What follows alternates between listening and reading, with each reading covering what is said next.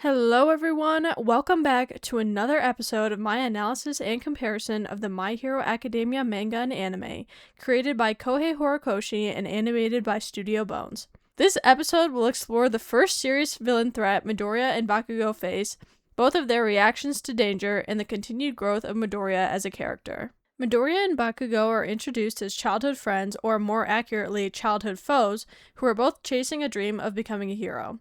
While Bakugo has a powerful superhero, or quirk, Midoriya is quirkless and is bullied by Bakugo due to this. However, Deku's situation seems to be changing for the better when he meets his favorite hero, All Might. If you want to learn more in-depth information about the episode, my segment on episode 1 is linked in the description. I suggest you take a watch. I have no rights to the anime or the manga. All credit belongs to Horikoshi and the animation studios and teams who helped him create the My Hero Academia universe. Consider picking up the manga or watching the anime, and please don't sue me. For reference, episodes 1 and 2 of the anime encompass the first 61 pages of volume 1 of the manga, which is the first chapter, Izuku Midoriya Origin. Without further ado, please enjoy my retelling and analysis of the final events of this chapter.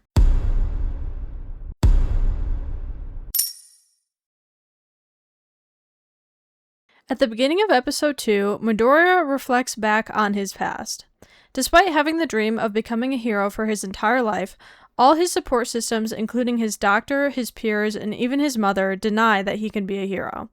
However, All Might is his all-time favorite hero. If he believes that Deku can become a hero without a quirk, surely it's possible. Finally, Deku gets up the courage to ask All Might if he could possibly be a hero without a quirk. He continues on to explain that he has been picked on his whole life and believes that's why he thinks saving someone is the coolest thing you can do. He also says that he aspires to be like All Might, saving people with fearlessness. All Might, all the while, is losing his larger form, and when Midoriya looks up, he is a small husk of his larger self. Deku, rather predictably, freaks out and begins screaming. Meanwhile,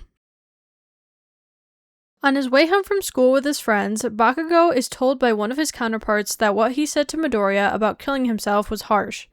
Bakugo simply states that Deku being unrealistic about his future and chasing dreams of being a hero pisses him off. He ends up accidentally freeing the villain from the soda bottles All Might had put him in after he kicks one across the street. The sludge villain immediately latches onto him and begins to utilize his quirk for himself once he is freed.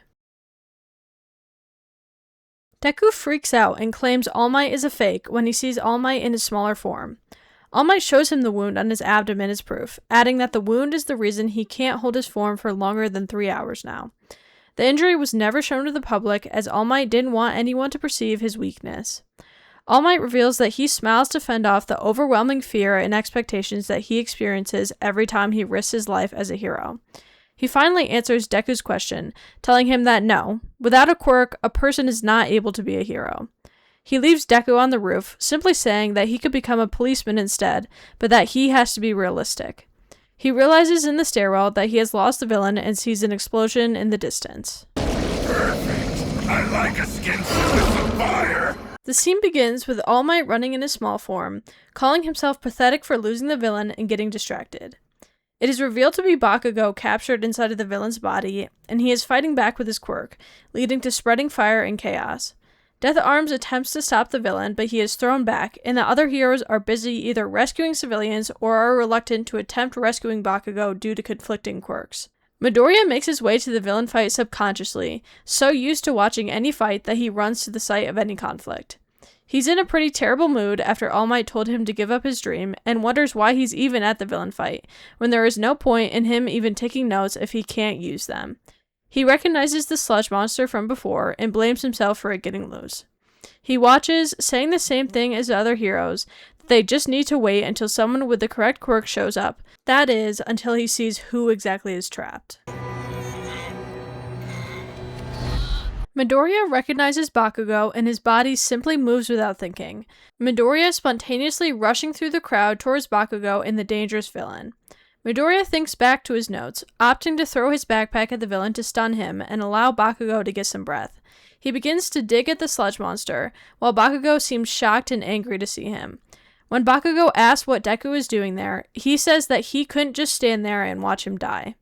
Bakugo continues to fight back harder against the villain, and the monster swings back to strike at Deku, before All Might intervenes and grabs them both.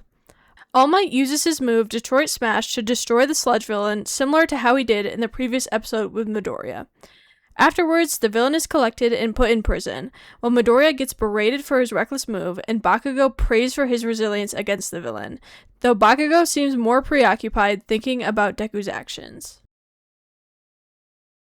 Deku is on his way home when Bakugo catches up to him, confronting Deku about helping him.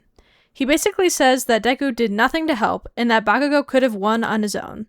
He continues to say that Deku better not be looking down on him because he helped him once, and basically restates that he's still a quirkless waste of space, before randomly spinning around and walking off. Deku doesn't say anything, but he doesn't seem angry, simply thinking to himself that Bakugo is right, and now that he's sure Bakugo is okay, he can get back to giving up on his dreams. All Might finds Deku right after Bakugo leaves and tells him that he has to revise what he previously stated.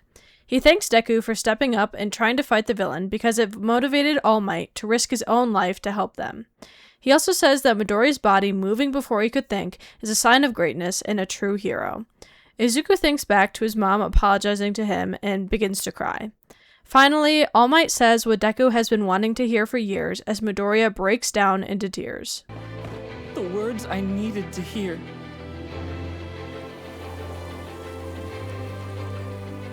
Young man, you too can become a hero.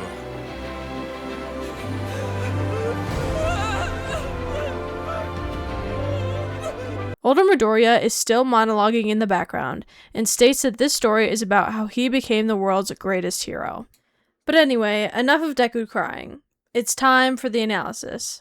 While comparing the anime and the manga, I noticed two discrepancies. The first discrepancy occurs when Bakugo discovers the villain, a simple difference in placement. In the anime, Bakugo discovers the villain in the middle of All Might and Deku's talk in episode 2.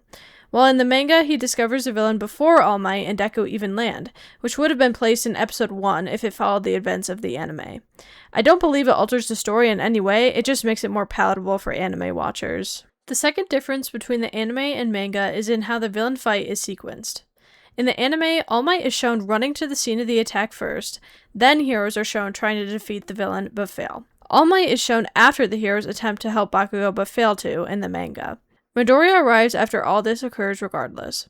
This is probably because they wanted to have Midoriya be there to compare All Might's and Midoriya's thoughts in the same scene in the anime, which then leads to Midoriya realizing it is Bakugo and running to save him. Now onto Bakugo and Deku, and All Might in this segment. In this episode, Deku has further developed into a person who can truly become a hero.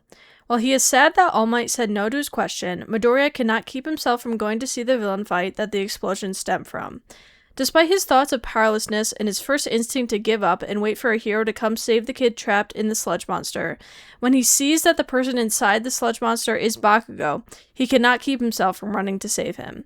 I find it interesting that, despite Bakugo's constant harassment of Midoriya, Deku can't seem to help but admire him for his strength and still care for him, as seen by him risking his life to try to help him.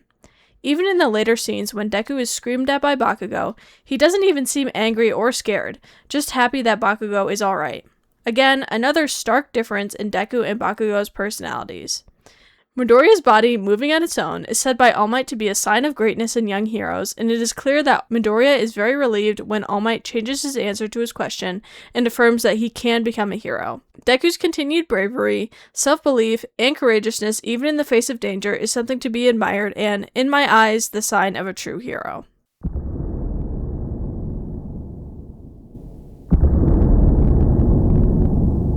Deku's more aggressive counterpart Bakugo ends up accidentally freeing the villain from the soda bottles All Might had put him in when he is walking home from school.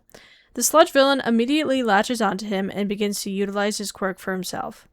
One thing I would like to point out about this moment is that when Midoriya was also captured in the slime villain, he began to feel like he might pass out in about 1 or 2 minutes, while not really actively fighting back. Bakugo was probably consumed by the sludge monster for 10 or 15 minutes from how long the scene continues on. This means that he was in there for probably 5 times as long as Midoriya and is still consciously fighting back. If this doesn't convince you that Bakugo has potential, then I'm not sure what will. When Deku lunges in to try to help Bakugo, it is clear from his face that he is weakening from being inside the villain so long and being deprived of air. Deku is able to at least give him time to breathe by distracting the villain, and while he did not actually free him, was likely the only reason that All Might stepped in to help before Bakugo could give in to the sludge villain. Bakugo does not know this, however, and believes Deku uselessly threw himself into danger for his sake. Bakugo clearly has difficulty coping with this concept and twists it into Deku having looked down on him by attempting to help. This sentiment is reflected when Bakugo goes to confront Midoriya for helping him, telling him that he did nothing to help, brazenly insulting Deku, then continuing to tell him not to look down on him and that he didn't even need help with the villain before storming away. This is clearly just a desperate, agitated attempt by Bakugo to reinstate dominance or importance over Midoriya and basically reassure himself that he is still the best. This scene goes to show how insecure Bakugo really is, that a peer trying to help you and stop you from dying is seen as competition. As a superhero, it is important to be able to work in tandem with your fellow coworkers, and I wonder if you'll end up struggling with that. Speaking of other heroes, I am here! All Might is a character that is very secretive, not sharing much, if any, of his private life to the public to keep up the guise of the symbol of peace. While All Might clearly has a lot of strength, he has been weakened by years of battle and bears a large injury that prevents him from working more than 3 hours in his larger form. He clearly beats himself up a lot about this and does not see himself in the same light as the public does, calling himself pathetic several times and stating that he only smiles to cover up the crippling fear and pressure he experiences as a hero. However, in the villain confrontation, when Deku lunges forwards, he cannot allow Deku to get hurt, stepping in to save him despite the clear strain it puts on his body. He even tracks Deku down to apologize for telling him he couldn't be a hero when he wasn't living up to his own standards, and tells him that he indeed can be a hero. I believe this gives a depth to All Might's character that wasn't there when he was simply the symbol of peace in episode 1. He clearly has deep-seated anxieties about his own weakness and the burden of herodom. Despite all of this, he still manages to have a good heart and clearly tries to hold himself up to the standards of a hero, making him an important figure in Deku's life that will help him grow as he becomes a hero himself. But more on that in the next segment. For now, you can at least rest easy knowing that All Might will have Deku's back and that Bakugo was not badly harmed in the villain attack. Episode 3 will focus more on Deku's training to prepare for the entrance exam and Deku receiving a gift from All Might. Thank you for your time in watching this video, and I hope you are able to form your own opinions from my analysis. If you have anything to add, I'd love to see suggestions in the comments. I'm always open to new ideas. If you enjoyed this video, consider leaving a like and subscribing for more videos like this one. Now, I have some bloopers. Midoriya makes his way to the villain fight subconsciously. Did I record this already? Wait, I forgot. Wait, did I record this? Leading to spreading fire. My script is actually terrible. I need to pre-read all of this because it's complete trash. Midoriya recognizes Bakugo and simply moves on his own, throwing his backpack at the villain to stun him. Moves on his own does not make sense. Everyone moves on their own. Okay, just set the mic down. All Might uses his move.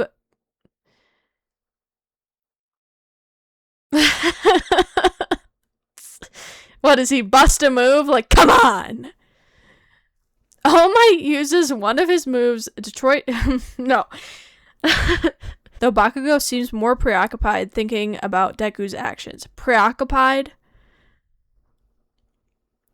Though Bakugo seems more preoccupied. All Might is shown after the hero's attempt to help Bakugo in the manga. Ugh. God, this is bad. In this episode, Decker...